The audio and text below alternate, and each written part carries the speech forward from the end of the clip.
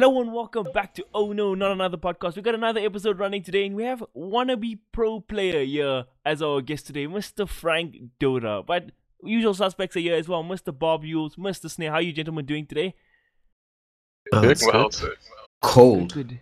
And we got Mr. C-Man here, Frank Dota today. How are you guys feeling about our guest today, huh? You're like, oh, C-Trash, we don't want him here. Oh, you guys happy to have him? we are definitely happy. The memes shall come. Yeah, I'm just glad that we'll have higher quality memes than Mo Salah one-hit wonder this time. Oh, yeah. You're talking about high quality memes. Guess Mr. Frank Dota's ranking at the moment. Divine 322?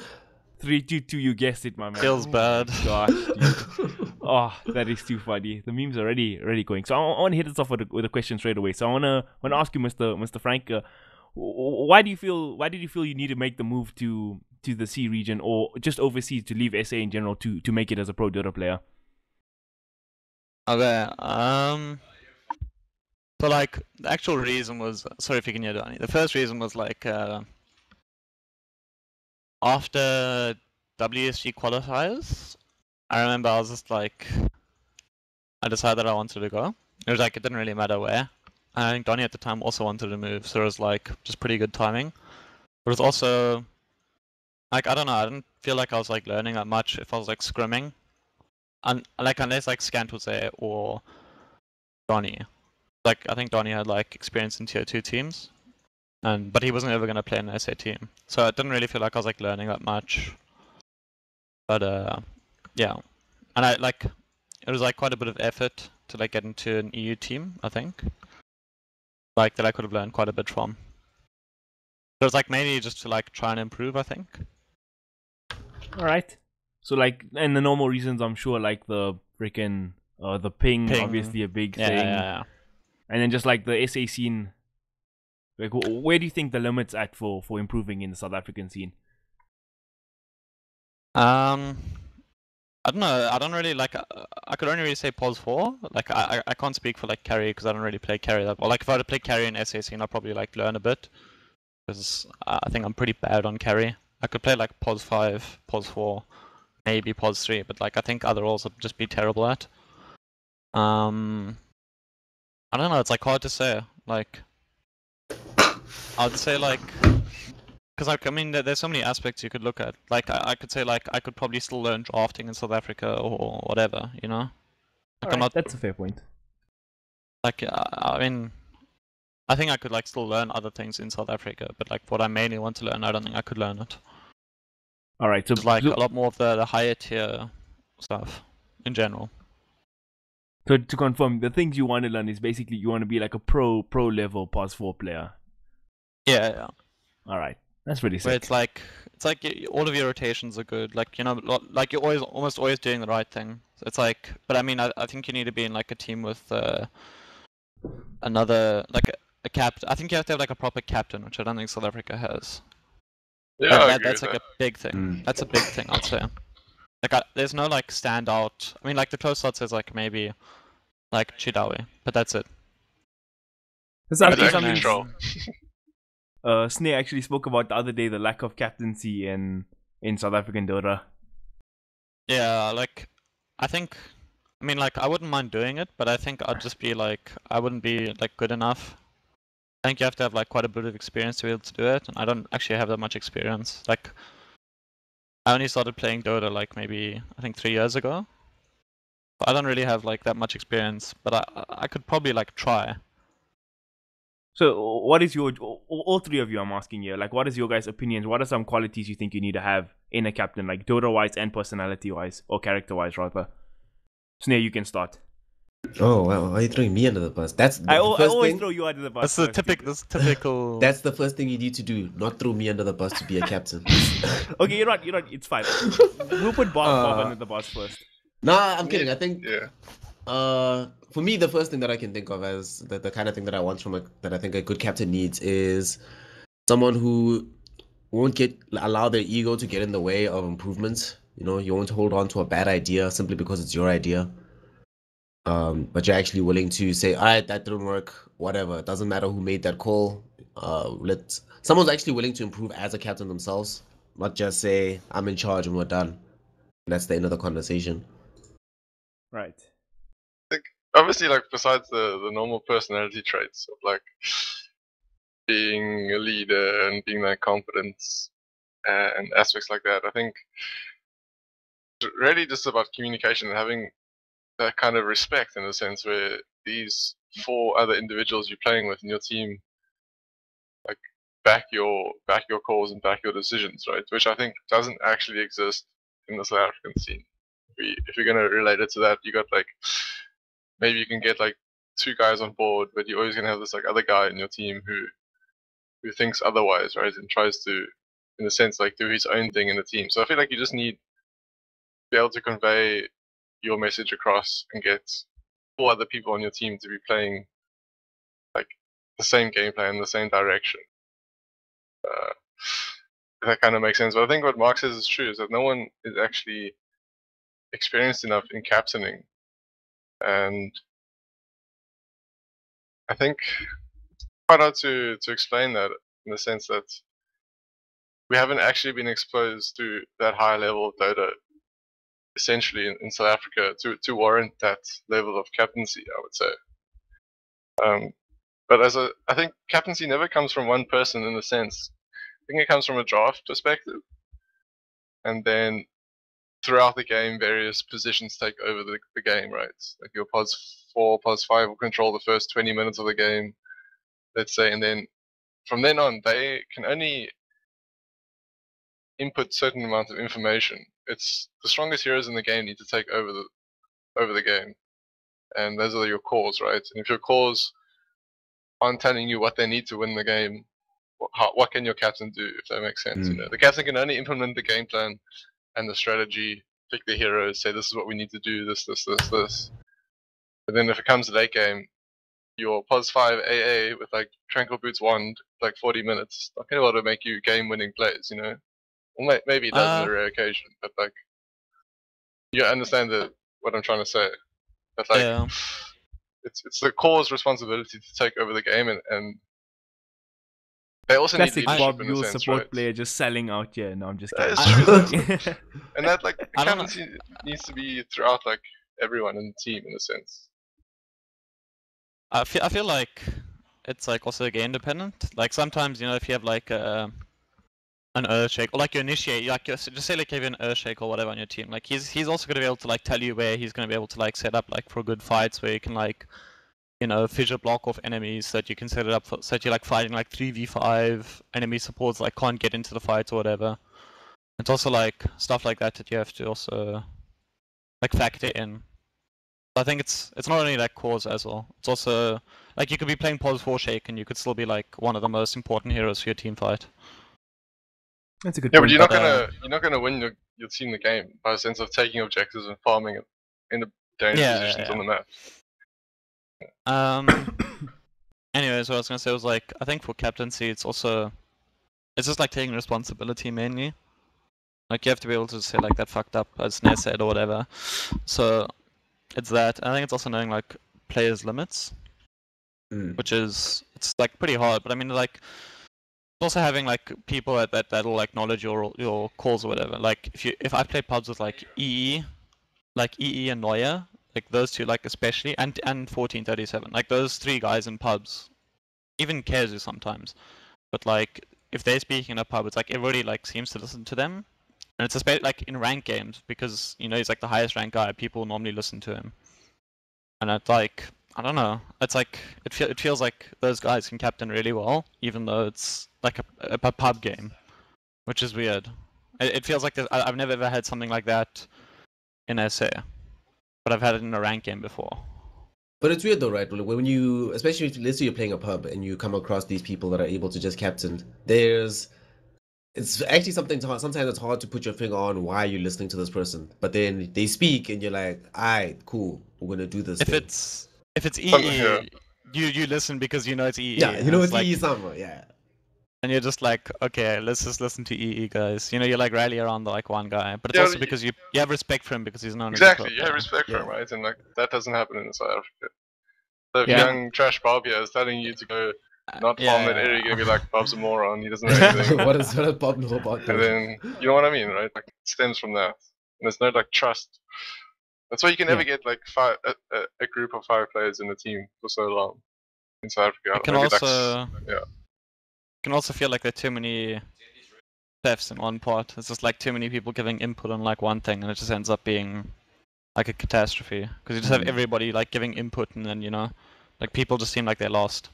And that also makes it harder for someone to actually take responsibility, because if shit goes south, no one can say, you can't just point to one guy and say, hey, alright, Captain, that call went south, dog. Do something But about I think this. that's part of the learning experience, though. If you're like, that's the attitude you kind of need to go further. Like every call you make in a game, it's not going to be 100% all the time, and you need to acknowledge that.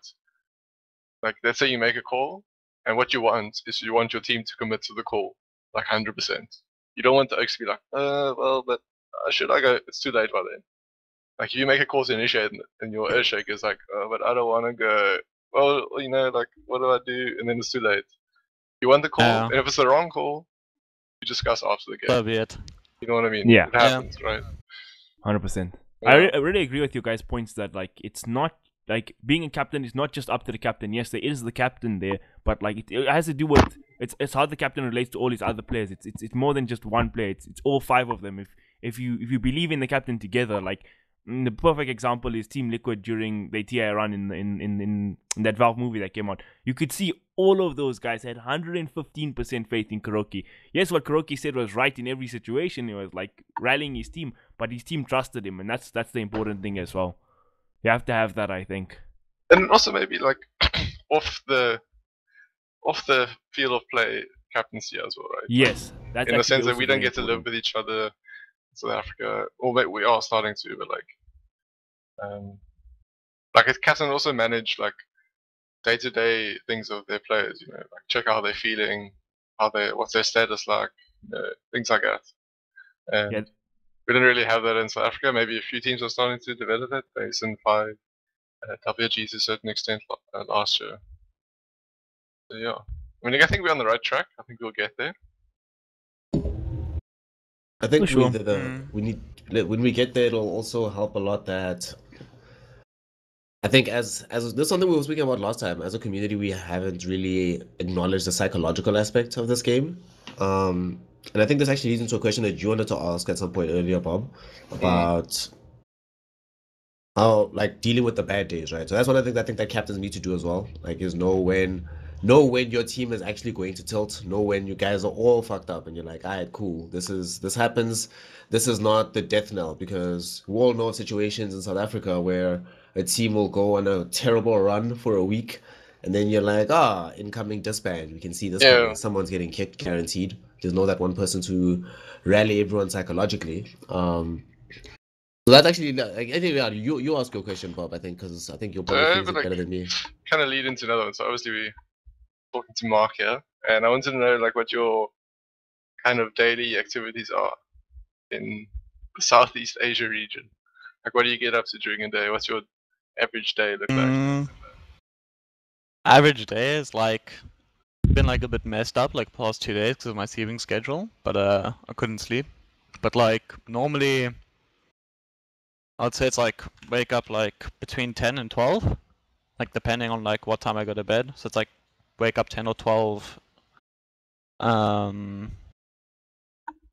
eat, like have some coffee or whatever, chill for like half an hour to an hour, and then like play Hearthstone or whatever, and then I'll queue into a game normally. And then it depends on like what time we play until. So it's like either we play until like 10 p.m. but then I take like small breaks in between, like between like depending 5 to 20-minute breaks, depending on how it's going. And then if you have to do shopping or whatever, we normally go shopping at like the shops over here are like they close at like 10 p.m. So it's normally going shopping at like between 7 and 9, because then there's like no traffic. Otherwise, if you go shopping at like midday, it's like a big issue. It's like always traffic. And then So how many games are you playing a day? Like 8 to 10, 10 to 12. Yeah, I'd say like 8 on average 8. And then it's also like I also run. I started running when I've been here. Every second day, I'd say. I go running with Donny. Oh, that's pretty sick. So you moved to Philippines, correct? Yeah. All right, nice. And what I was gonna ask, so the rumors about the insane traffic there is true. You are confirming in the daytime. Traffic is like, I think it was, I went out the other night, it was like 7 kilometers, and it took like 40 minutes. Wow. And that was at like night, because on like one of the main highways. It was like, it's hectic. That is Traffic is super crazy. So you gotta plan your days accordingly there for sure. It is, it's like so messed up. That's cool though. So- It seems you got like quite a nice balance going. Like, it's important to, or I kind of have the feeling that like you've gone over there to play Dota, right, and to kind of grind yourself into a team, perhaps. But Yeah. I kind of under the philosophy that like grinding MMR is just not enough. But I feel like it's the only position where you can put yourself in to become noticed in a sense, and I think that's where people get Yeah, noticed is playing pubs, right? But I don't think it's enough. And are you like, have you found a team? Are you looking for some form of team practices or things like that? Potentially, Ooh. like tonight, I get a. I'll know if I'm gonna get the offer. So they're waiting on another person, and then if he declines, then I get the offer, and I'll probably move to Malaysia, the team house. Ooh. This is an after edit. Our boy Frank Dota did make it into a team. He joined a team called Team Flash, and he will be competing in the up and coming Dota 2 Open qualifiers for the international. He will be living in a team house in Malaysia, and his teammates will be Psyonix as position 1, LJLS position 2, Death Summer as pause 3, and Filthy Frank, our boy, pause 4, and XTI third place finisher Extinct from Team Orange as position 5. Ooh. Damn. What else was there? Yeah, I don't know. I think it's like, if you're playing pubs, you have to try to be like, especially if you're in like a higher skill pub, you have to try and be as like nice as possible, because then, you know, like if you get like, you're probably gonna queue into the same guy in your next game, right? Especially if you like high MMR, and then, you know, if you get the same guy on your team for like 2 or 3 games, and you always like, and you play well in those 2 or 3 games, and you're like a nice guy in those 2 or 3 games, if you add him, he's probably gonna accept or whatever. So it's just like, you know, Build a network, I think it's also, yeah. Like I've been I just added like random people that were like high ranks. That's like, you know, quite a few of them accepted. Oh, cool kid here got 1437 on his friends list, man. What a guy. Feels Yeah, good, yeah. He's man. a nice Talking guy, about yeah. talking about captains, so you got one of the most prolific captains in Dota. Maybe not the most successful, but definitely a respected captain. That didn't mean to come out as BM actually. That's just like, you know. Yeah, but I think I he's don't think actually. anything. Yeah. He is very successful. I love that guy. He's so good. I don't think anything will probably happen there. I was just like, it's nice to have him on friends list. It's always Yeah, like just get that person there. an option. You never know. Like I didn't expect like this one other guy that I got on my friends is like really high ranked, and I didn't expect him to ever just like say like, hey, if this guy declines, would you play Pulse 4 for us? And it's like he randomly just asked me. And that's so cool. So, I wanted Yeah. to ask, because when you were here, you're obviously playing EU pubs rather than the C pubs you're playing now. yeah. What have you found to be? Is there a difference in terms of like how the game affects you psychologically, between the two regions, or is the only difference you actually living there now? I think. Is a playstyle difference as well? Just add on to that question. Okay. I'll answer that question first, because that's like, I think that's like a really important thing. It's like SEA pubs on average are way worse. Like honestly, like nobody thinks like in your pubs. It's like all of you like you got like 2 lanes pushing in, and then your guys are just like, all right, let's go smoke, and then you're like, what? So it's like, I think like EU guys, they like practice a lot more, or they learn a lot more, and they think a lot more about the game. Over here, I think it's just like a lot more raw talent. I don't think it's nearly as much like theory, which is like a really big thing. And then I think if you're like a good captain over here, it's a lot better. And then what else is there? Which is like, it's like a bit weird. It's like a South African thing almost, where it's like there aren't that many good captains, but there are quite a few good players. But yeah, people over here don't think like nearly as much as EU pubs, and Other than that, it's just like MMR differences. Like I think EU just got on average higher MMR. It's harder to get into like high MMR ranks. That's Donnie in the Donnie. background screaming. Ignore him, please. He's So a fucking is baboon. ping? Can we can bust the myth now. So is ping that big of an issue? Is Is the 180 ping compared to whatever you get now? Is that really? Okay. Is it one of the issues setting back South Africa? Don't think so. I think it does make a difference. It definitely does, but I don't think it's like it definitely does help, but I don't think it's like it's gonna restrict you from getting to like a certain rank, you know? Okay. So you're gonna say it's like 100 places maybe, you know, on the leaderboard? I'd say ping maybe costs you like maybe 2 out of every like I don't know how many games, like maybe like I want to say like 50, like it's like a random number, but like you know what, whatever. It's like maybe the one time you end up dying because you can't blink, or maybe you know like you fail your BKB like just like short. But I don't think it makes like that much of a difference. Like you know you can still get like people have gotten to really high ranks in SA with 200 ping. Like top 200 on EU is like almost top 100 over here. I mean, that was strong, And that's with, right? that's You with, got, and like, that's with Donnie made it as well. Yeah, Donnie did too. Yeah. He made it with 200 ping. I don't know when, like it was a while ago when he was playing on his Smurf. So now that we speak I about mean- the stuff, and I think it's good that you have a bit of a balance with regarding, you know, taking breaks in between, doing a bit of exercise. But in the sense that you are trying to grind pubs, and obviously there comes times where you're gonna lose a certain amount of games in a row, right? How do you deal Okay. with that? Like, because it's like the reason why you're going over there is to grind, right? Yeah. This How was Snare's question as well, I think. So, okay, what happened is like, I think what you should do is you should like try separate it as much as you can, even though it's like hard. I think it's like the same as work. Like there should be a like I'm not the best person to speak like about this, because I can be bad sometimes, with, like mood swings or whatever after like losing a lot of ranked. So, like example is first week I get here. Like the first 3 or 4 days, I had to like get my PC fixed or whatever. So anyways, I start grinding ranked. I think I won like 400 MMR in the first like 3 days. And I was like super happy, you know, I was all chilled or whatever. Then like the next morning I wake up, dude, I play a game. People just don't want to listen, nothing goes right. I'm like, okay, whatever, it's like one game.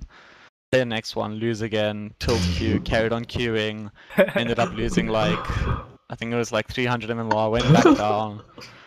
And then I just got like super tilted. And I got like super moody. I was just like an emo boy, like I didn't want to speak, I didn't want to do anything. Which I think is like really bad, because it definitely affects how you play. I was just like, yeah. So have you thought That's of any super moody. coping mechanisms how to not I think like replicate that? running or gymming, dude. I'm pretty sure that's like the best way. Just gonna take your frustration out on something. All right.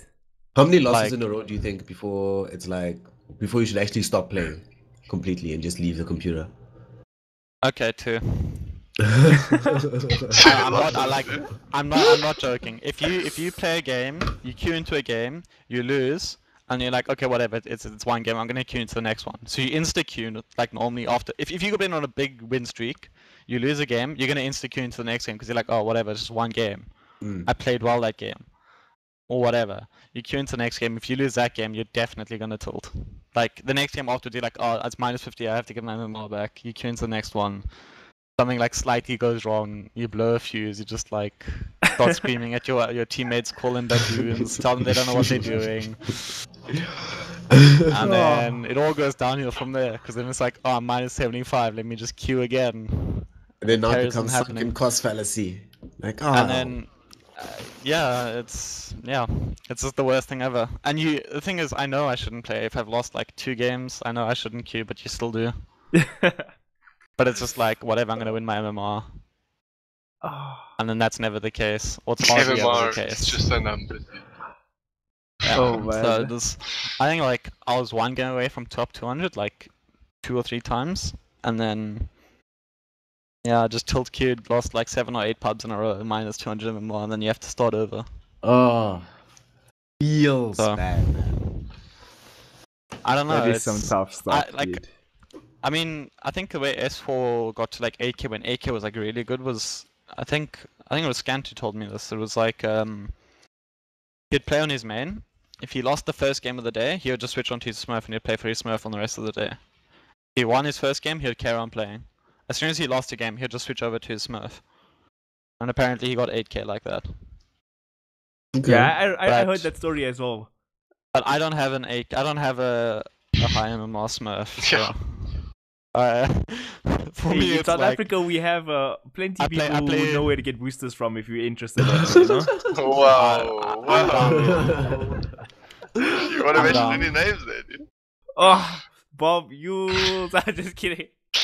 No, don't need to mention the names, Bob. People know who boosted. You know. We'll No shame. get there, man. We'll get. We'll get there. There's somebody that Kaameel knows who claims he isn't boosted, but I don't that know. guy, he likes to play PA and ask. I don't think he's boosted, dude. he's boosted. All right. He's When definitely boosted. Anyways, But he's not an SA player, dude. He's a Mauritian player, you know. So it's okay. Yo, Kaameel dropping details. Few people are I gonna already know. know you guys are talking about. everybody knows who he is. I have no idea. what Only you're Mark talking knows about. him actually. No, Chad does as well. It's done. The rumors are gonna spread. All right, dude. The booster Alright. rumors. I mean, Kaameel is boosted as well. Boosted all the way to legend, bro. Needed the Boosted all help. the way to 2K bracket. You know, I here's boosted a him. funny fact. I boosted him in a game before when I was sitting behind him, and I coached him to victory. Oh, actually, listen, Mark and the micromanaging, dude. it's amazing. It was the best game of Dota I ever played. He's like, click here, move your camera there, check that guy's items. You haven't checked his items, check his items. It was amazing. I actually wanted to ask you, like, for plebs like myself trying to improve, Mark, what are some key tips you have for them? Because you are, in my eyes, like a Dota god. Okay, so just lay it on to us, man. Okay. So I'm gonna take you as an example. I don't know like how many Perfect people actually do it, but it's like your camera work is horrible. Like there'll be a team fight happening. Your team, like there'll be a team fight happening, and there's like you're looking at like your pos 5 or something, dude. You're not like looking like I think that's a big thing is like camera work. It's like people move their cameras way too slowly. According to Purge, people lose track of where their cursor is in a fight, and that also loses. Like if you've seen Purge's cursor, he plays it on like 200% or something. He plays it with his cursor like max size. And also I think like thinking. I don't think people really think. I think they just like autopilot when they play Dota, which is a bad thing. Like I do it as well. But it's just like, you know, you don't actually think about enemies' map positioning. You don't think about itemization. You don't think about like who you have to target in fights or who has to start fights or anything. It's just autobotting. Like you're just playing Dota because you want to play Dota, which is really bad. Like if you want to improve, that's the worst thing you can do. I agree with you 100%. Like last night was a good example. Like I played a game of Bounty Hunter and I literally just did nothing and fed the whole game. Then I stopped. I downloaded the replay on my key. I could have went to this lane to start off. Could have got 2 or 3 kills there. Could have had my team in a better atmosphere. Then I went to watch a Bounty Hunter replay. I saw how a pro player plays Bounty Hunter. Next game I queued Bounty Hunter. I won. I was like sick. Did something. You can't do useful, anything you know? on Bounty Hunter. You just go and you set up career sniping wards. That That's is all some your job real is. PMA, Kaameel. I'm impressed, dude. Dude, I'm I've been impressed. taking the grind seriously, dude. You know? Yeah, Everything actually, you no carried doubt. me in Actually that has. pub, He's dude. getting a lot of ranked. Hmm? It's like, nah, I can respect. Kameel's been actually trying to do the thing of improving and getting better. Yeah, that's. I think it's another thing. Is South Africans are just like. I'm I mean, good. except for anybody that's known that's like in the scene right now, like, you know, people are just like whatever. I'm not gonna play ranked. It's 200 ping. It's unplayable. Whatever. I don't care. And then they're just like, oh, the South African scene is so good. Meanwhile, they're sitting there and they don't even play ranked or whatever. Meanwhile, you know, they don't even have like a clue of how far we are from. But like, like, I think being, the like, difference, like, EU sorry to cut Yeah? you off there, dude. But I think like, even like, let's say you rode into a quote unquote high skill SA pub with like top players and stuff, right? It's never the same as playing a rank game because when you're playing SA pubs, nobody really tries to win, right? Except for Stunt, he's super tryhard in pubs. Nobody tries to win SA pubs. he picks So- Broodmother in SA pubs. yeah, dude, that guy is dedicated. But like, you can't play there because that's why like if I want to play solo Dota, I go play rank because you playing it doesn't matter if the people are toxic or whatever. It's 5 people who are trying to win the game of Dota, and it's Use a big the mute difference. button, dude. Yeah, dude. Use I the love mute that. button That's a in great rank. button. Roll queue, man. That thing's Yes. changed rank for me. I mean, can't this use is roll a- queue. Yeah, I don't even have a companion. But anyway. If you're high rank, you can't use roll queue. Yeah, I know. But I'm like, yeah. That ranking is like so hard to find games in general. So yeah, makes sense. Maybe There's that's a- like the problem in SA with Dota as well, is the sense that like you said, SA pubs are just memes, dude. If I play an SA pub, I will play Carry Treant, I will play like Jungle Nature's Prophet, I'll buy like Dagon a first item. You can do what you want. Like But that's you what play pubs against are the supposed Phalanx to be, stack, right? though. Yeah. You Like, play against Phalanx- Phalanx, He goes like If you- 5 pipes on Phalanx Pudge, dude. Meepo. You know what I mean? Like, Yeah, dude. I tried doesn't- doing it on my pub the other night and I just get flamed, dude. Like, my enemy team just starts flaming me. Haha, 2 pipes on Pudge, haha, moron. You think you're good, dude. Like, and like, here I am, just trying to be no damage rot boy, like, trying to have fun. And Yeah. I just get flamed, dude, and people start to think they're like so much better than I am, and like, it's just like toxic, dude. That I Yeah, think would that's 'cause actually it's help like- SC pubs if we took away the item queue, as in like item guides rather, because there's too many games I think in SA, especially where like one of the things you were mentioning, Frank, about itemization, because people just buy. People will find the latest guide, pick it, buy those items, buy rogues. Juggernaut, me by Battle Fury. Like after our TB buys Battle Fury and TB did, every single pub is Yep. littered with TBs buying Battle Fury. Yep. No one says, Which- wait, should I buy it? Men are so concerned about can he buy Battle Fury? Never Like asked I if he remember should. playing. It even happens in like high pubs where it's like you're playing an Ember Spirit. I remember like it was like 2 or 3 days after Sumail did that magic damage Ember. I was playing a pub, we verse a Meepo, the guy picks Ember Spirit, and then he just goes and he builds magic instead of just buying like Battle Fury, Daedalus, Rapier, and just killing Meepo all the time. He goes and he buys magic damage Ember, and it's just like, okay, we lose. We can't kill Sumail Meepo. did it. Why wouldn't he do it? Yeah, and everybody's like, oh, magic damage Ember, OP. So let's actually Yeah. shift this topic since we started talking about itemization, right? From like what do you think about pleb Dota to like actually what do you think about the pro meta right now? Because when I was watching MDL, when my freaking hero of heroes Kyle was casting every game, he was speaking a lot about like itemization. He said it's like such a big team. He says if the team drafts right, plays the playstyle right, and he just itemized correctly, the team will win most of like. And he was just giving like good examples, like the Gyrocopter one game went. I think he went like BKB Halberd or something, and the team was ahead, and you just couldn't kill the gyro, and you just kited the enemy carry so hard. Yeah, it's like really. I mean, it's also like I know it's like a really like the easiest example to give is you're playing a push strat. You know, it's like everybody buys the right items, so you can have like an Aquila on your carry. Maybe your Pos 5 buys like a Helm of Dominator. Your Pos 3 gets like Crimson God mech. You know, whatever. Like you get all the right aura items and all the right heroes. That's just like a really basic example, but it's like that's how you're gonna win with a push strat. Is that you just get like a really early advantage, and then you can like snowball because you have all of these team items that affect your whole team, and they just got like these items that are better for their own hero. I think And I think that's- that example you gave, Kaameel, was like a very exclusive example where this gyro recognizes that the only way his team dies is being picked off by Slark, right? And Right. I watched that game as well, and Slark, like that team wins that game by Slark killing someone, and then the fight is 4v5. But Slark can't kill anyone Probably- if they're like hellbirded, right? Like you can't kill anyone. Because you He's, like, can't just hitting spell anyone. Albert. Yeah, and like that's like a game-winning item play, like right there. And that's like a next level itemization build, and I think that's like super clutch. But like, I feel like there's a general itemization which should occur, in my opinion, is that someone should always be building some form of sustain or heal on your team. So someone should be building Urn, Super Urn, Greaves, Crimson Pipe. Like those, I feel like those 3 or 4 items are almost core on your team.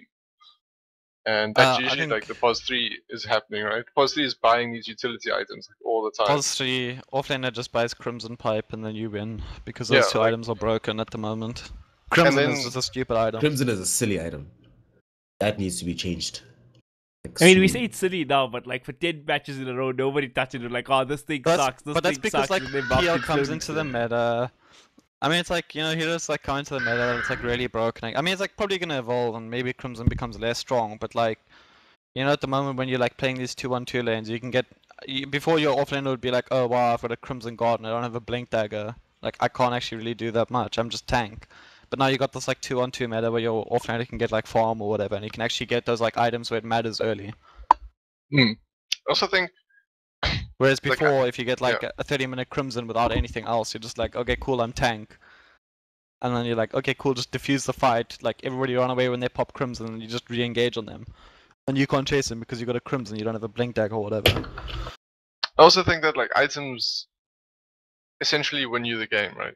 If you think about it, like you build the incorrect items on a hero, like your hero is not as effective. And besides like the obvious counters of like hero matchups and stuff, if you like 1 or 2 items ahead, or you have a better item than another hero, the most likely you're gonna kill that hero.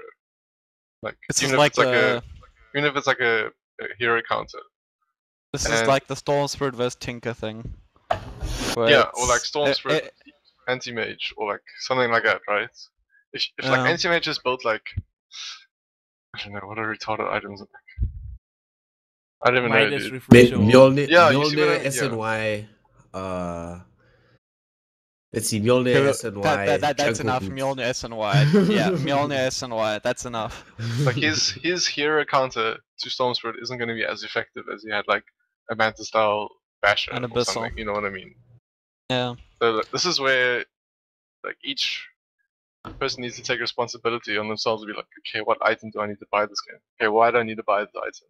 And then they need to look at the enemy heroes, and they need to look at their game plan, and like it's accumulation of things, right? It's not just like one aspect. That It's not like, is- oh, Samael went this build, I need to go this build. I'm gonna go it.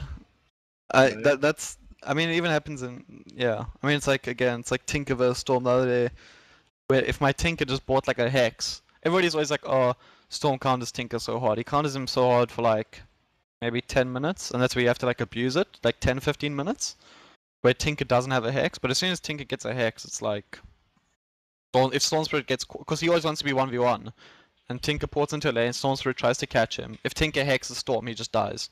He's just gonna get, like, the Storm Spirit will just get perma-hexed. Yeah. And Tinker can break Lincoln's, like, so easily. And then it's like, suddenly our Tinker just completely counters Storm Spirit. Yeah, And that's like a the other brilliant day, example. my Tinker goes and he buys a Dagon versus Storm, and I'm just like, okay. And that's not a skill matchup, right? That's itemization. That's not That's like itemization. I mean, yeah. it's like, it's almost always itemization in that sense. In like Storm Spirit versus Tinker. I used to like extreme example of me 1v1ing Miracle, and you give me 6 Divine Rapiers at level 1. Like I'm gonna beat Miracle, right? I'm gonna walk up there and I'm gonna one-shot him. Does that mean I'm a better That's player debatable, Bob. But I than him? Alright, but like That you know means what you I mean? itemize better than him. Moonface. Exactly, right? I bought 6 Rapiers and he bought none, dude. Like I win, Yeah. therefore I'm better player. You know What what, if I what mean? if he buys a blade mail? Ooh. Yikes. Then I right-click him. Okay, I feel like we're getting to clowny. We're And we getting to the both died. clowny. Very cloudy. Let's get the show back in the road. Snare, I'm sending it to you to bring some, seriousness to this podcast. I trust you. So. Seriousness. Alright.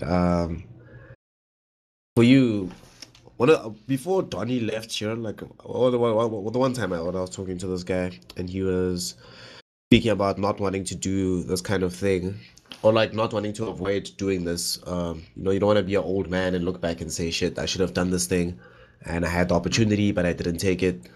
So for you, Mr. Filthy Frank, what do you feel? Do you have a benchmark for what you'll say, how you'll feel you succeeded at this journey? Like, what will it take for you to feel like all of this has been worth it? That all the effort, that the move itself, that it was the right thing to do in the long run? It's kind of hard to say because, like, I mean, like, of course, my goals are like getting. Okay, so wait, rather let me phrase it like this. I think what your goal should be is get noticed by like tier 2 team, get good in the tier 2 team, so like try and improve as much as you can, try and stand out as much as you can in that team, and then try like get into regional qualifiers, from regional qualifiers, either get into like a big event and get noticed there, or get noticed while you're still in your tier 2 team, and then hopefully get like picked up or try and make connections or whatever. So even if you have connections with like, you know, like a tier 1 player or whatever, they can like probably help you get into like even an even better tier 2 team, or you know, they can like help you out somehow. So I mean, it's ideally it would be like get into tier 2 team, get noticed, get picked up by tier 1 team. That's like the quickest path to doing it. But I don't know, I'd say like if I were to get into like a really good tier 2 team here, I'd be happy with that. Like that's I'd say that's like good enough for me. Because I'd say I'd like probably give myself like a bit more time to do something like this. So I'd say tier 2 team is like good enough for me. Just so long as I could get like noticed. Because I don't think I don't think I would like to like live here permanently. That's not like a like I don't really enjoy living here that much. I'd way rather live in like EU, I think. I even prefer living in SA. How long do you want to stay there for?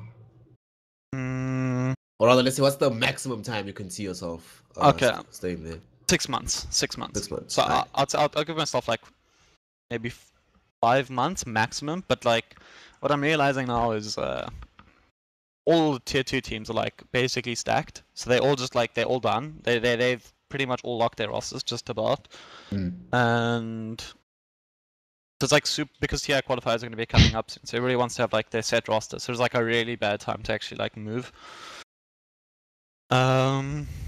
I mean, like the only way you're gonna get into a team right now, I think, is if you like, if you like, nobody's gonna kick their player just to go and get, you know, like try a random. It's like too risky, I'd say.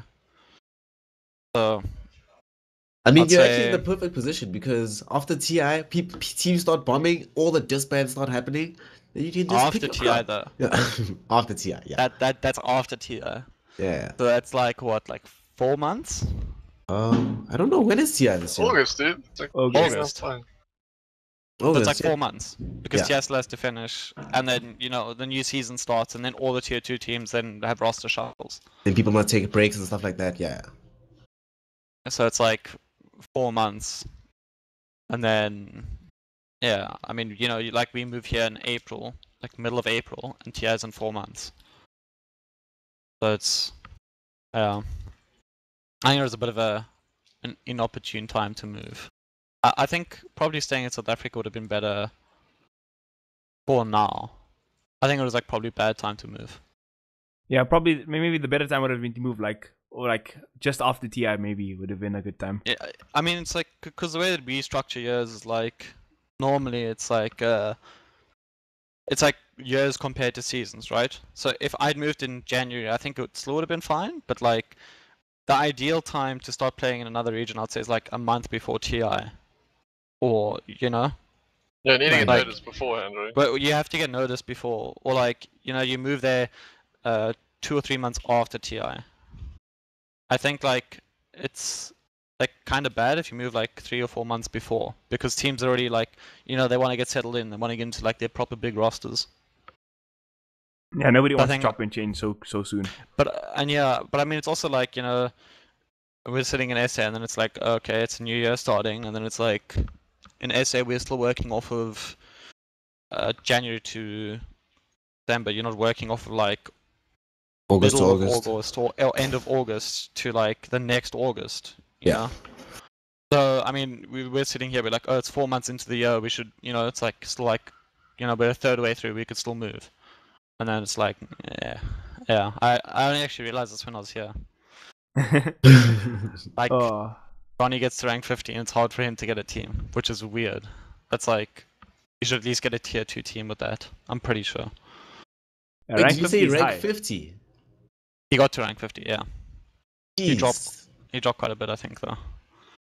That means I owe Scant money. Scant said he'd get there in 2 weeks. So what a guy. That's amazing. No, it didn't take 2 weeks. It took a bit longer. Uh, You don't know Scant, but don't give Scant money. Oh. would you Do play not on a give team Scant with... money.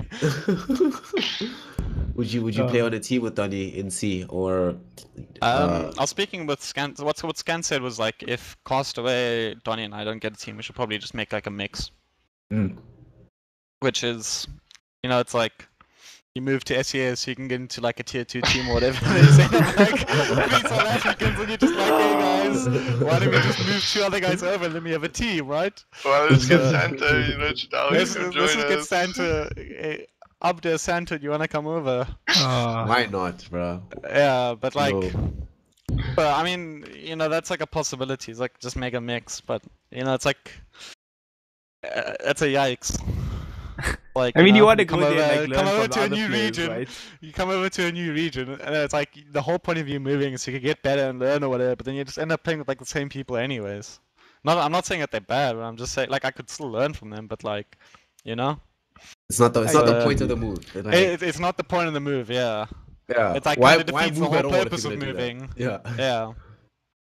Oh, You know, that is SA pretty pubs. funny. You know, if you miss SA You pubs, could- don't stress. We bring SA pubs to SUC. Don't even worry about Donny was playing some SA pubs with like 300, 400 ping. it. I guess he's playing like I think he's playing Jungle Nature's Prophet or something. I can't remember. Now that we brought up the topic of Scan, I wanted to ask you. He was the coach for you guys, Bravado, before WESG. What is it like having sort of like it's like a high profile coach, right? He's coached overseas in C. He's paneled He's at coached major in SEA. events. Yeah. Yeah. How did you like having a coach like that working with you guys? Okay, so What is it like? I think it was maybe like I think him as a coach would have been fine, but I think what happened was I'd been drafting for a while before, and I'd made up like this whole like idea of how I wanted to draft or whatever, and it was like working well for us in scrims. And then I think we got Donny, and then I was pretty much I was happy with like drafting the same way because we had TKC before, and then got Donny, and then we had Scant, and then we made like when Scant was there, I just started drafting like the weird stuff for some reason. Like, you know, I was like almost like I wasn't, you know, like drafting how I normally was, and I was like a bit, I don't know, like you know, maybe I wanted to like do different things with Scant around.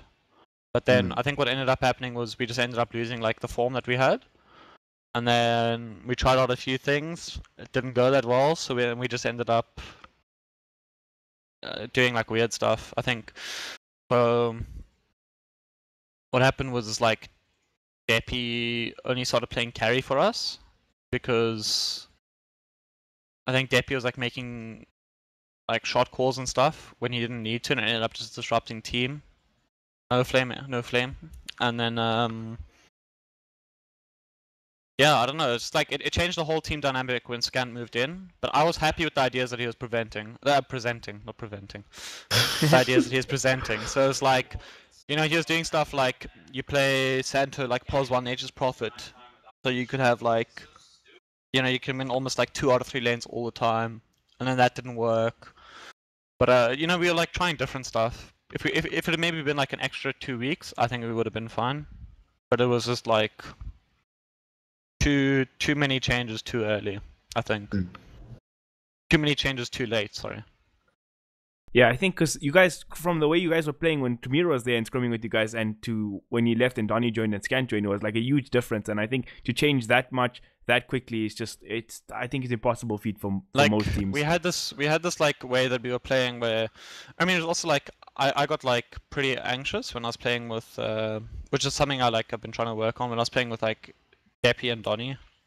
It was like really bad for me. Like Santa and Abdul were more chilled, but they like Deppy and Donny seemed more like serious or whatever, and Deppy would like be more, he'd expect more.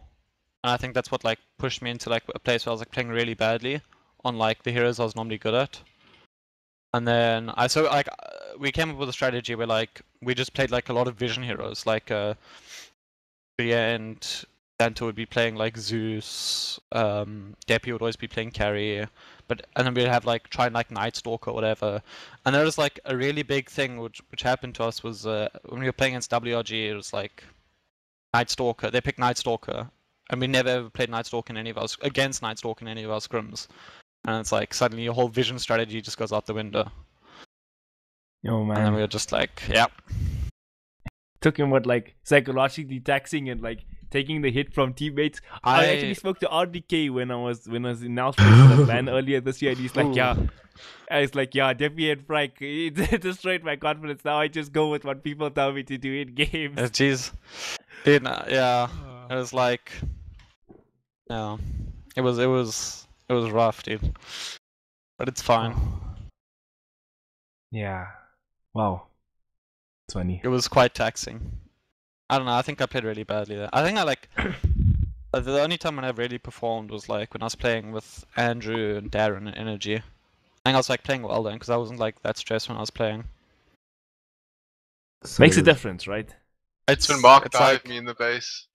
And I was like, how is he allowed to just run at me in my base? My team's doing nothing, dude. That's And I had a gem, that's dude. when I was I'll never forget that. Bob gems. He just ran at me, dude. He just like chased I me for like remember a minute. He just killed me in my base, dude. I was playing Night Stalk, I remember this. I got so outplayed, dude. And I was just like, I was hands off keyboard. I was like, what the fuck? I just got chased in my own base by fucking filthy Frank, dude. Mr. Pottykins. Mr. Pottykins at the time. Yeah. I don't So know, I actually- think it's like... I wanted to ask you, Mark. Okay, sorry, you finish first. My bad. Okay, I was gonna say like, I remember you guys were speaking a bit about it last time, was like the psychological effects of like Dota and how it like, how it like affects your gameplay, but I think it's like... I think it's like really, really big actually. Like, if you're playing with somebody that you feel like nervous around or whatever, or like that you don't want to, like you're holding back your skills so that you can hit like, the perfect fissure or, whatever. It's like you hold back your skills and you end up not doing anything. And I think that happens if you like get like really stressed or you feel like you're under pressure or whatever. And I think it's like a really like big thing. And I think you should always be playing around people that you're like really comfortable with. Yeah. Like even if it's just like friends or whatever. I think it's like a really big thing. Like Aiden and I get on like well in real life, but like I think in terms of Dota we just don't like match that well. Because Even it being does Deppy. make a huge difference, right? Because you need to be... Ideally, you want the pressure to only be coming from the enemy team, not from your own team. Yeah. Yeah, you don't want to battle more than 5 players, Yeah. So, like in hindsight, No flame, Deppy, no flame. no flame. So in Definitely. hindsight, right, that the way I would say, like, I'll put you as the captain of that Bravado team, and the amount of Yeah. changes that ran during that time. Do you think it would have been better to like settle down with the group of players and be like, okay, let's work together, or would you go back and do that chopping, changing sort of vibes again? I would have gone and done that. I mean, like, there was an even bigger change that was gonna happen, but I don't know if I'm allowed to say it. But there was a much bigger change that was gonna happen with other teams. But yeah. Thank goodness I you think left, I- actually, dude. Huh? Thank goodness you left, dude. Imagine what would be going on right now. Yes, Yeah, the scene's there would've already been in even more disarray. kicks, Imagine dude. if Filthy Frank was still here. Who would have been Elite Pro, dude? It would be like Elite Pro would be I'm changing gonna- roster like every week. I'm gonna be coming back soon, boys. I'm coming back for the roster changes. Yeah, for I'd the like- RD kick. Yeah, I've already messaged RDK. I've told him get ready. Dude, RDK got PTSD from you, Frank. Fuck you, dude. You ruined the golden boy, the golden carrier of South African Dota, dude. Yeah. Nah, dude, He's RDK's back to still his a punk kicking champ, ways, dude. If I you think he's a would he's you illusion recommend Bates. would you recommend your Southeast Asian trip then to a aspiring Dota 2 professional player in South Africa? I guess maybe you can't answer it yet. Okay. I think. Okay. So for me, I think I prefer I prefer living at home way more. It's just like, I don't know. I mean, it depends on what sort of person you are. Like, I think like for Castaway it'll probably be very good. For Donnie it'll be good. Like, I don't think that they'll get as like I've been like, I'm not gonna lie, I've been pretty like lonely here. But that's I also mean- because I don't like go out to like try and make friends. But I think that's because I'm quite an introverted person. But I think if you're like more extrovert, I think it would definitely be worth it. Like for somebody like Travis Donny, I think it's like definitely worth it. I mean, leaving your home to go and try do it in a new, different plane, like try and to make it a Dota player at the same time. It's tough for anybody. Like it's not gonna be easy, but I think in a couple of months' time, we better to ask that question because you can actually speak about Yeah. your experience then. I mean, it's also because I think it's a completely different lifestyle as well. Like, Oh, for sure, yeah. it's like you're living in a bigger city. It's just like it's way more. I'd say it's like living in a bigger city is like a lot more stressful. Like you don't actually realize it, but there's always noise around you. Like you think like living in like Joburg or Cape Town or whatever could be like it's like can be noisy, but it's like nothing compared to here. Like Everyone looks different, dude. they're always cars, dude. It's like you always just hear people hooting. Like, yeah. It's just I don't like know. a I'd say like completely different lifestyle's a lot experience. worse. Yeah. Lifestyle's a lot worse. But in terms of like Dota, how happy I am with Dota, I'd say like in terms of pubs or whatever, I'm a lot happier. But that's also because pubs are worse here, I think. So it's like if you're like leading your team or whatever as like a captain in the game, you'll feel like a god. You're like, this victory is all down to me. You're just like, I did everything in this game. Praise me, You mortals. peasants. Offer me your MMR. Yeah. All right, And then after the game, you just get like 5 or 6. Everybody commends you in your team. I've even been commended by enemies, dude. That is quite amazing. Oh, that's the best feeling ever. All right, since we're Getting nearing commended the by end of this enemies. podcast, I got to ask my last question. This is the most important question I'm going to ask you, Frank. Do you still speak with your Russian accent there in C? Oh. Teammates? I have actually. I have. Oh my god. I've done it. I remember getting really triggered once, and then I just started like swearing at the guy in Russian because we swear at them in like English or whatever. Then then they'll like fight back or whatever. But if you swear at them in Russian, then they don't know. They don't understand. And I've also encountered one Russian guy, and I started swearing at him in Russian. That was it definitely is. Yeah, it was. I think you need to do the Russian accent for all our viewers, just for a little bit, yeah. No. That's reserved for pubs. Dude. It's reserved for pubs. Alright, guys, grind MMR, get to divine level, go find Filthy Frank in a pub, Once you hit and that then you'll hear. 323 mark, Ping- you'll find him in yeah. your pubs. Ping boys, doesn't SEA. matter. Ping doesn't matter that much. Matters, but it doesn't matter that much. It's nicer. It's nicer, but it's not going to affect. Not going to affect your macro gameplay. What you're telling our Think of like listeners is that if you're a garbage player, don't get a fast internet connection. Just stop being a garbage player. If you're a garbage player, you're a garbage player because you don't think. I feel like this is a good spot to end the podcast on, boys. Thank you everybody for tuning in and goodbye.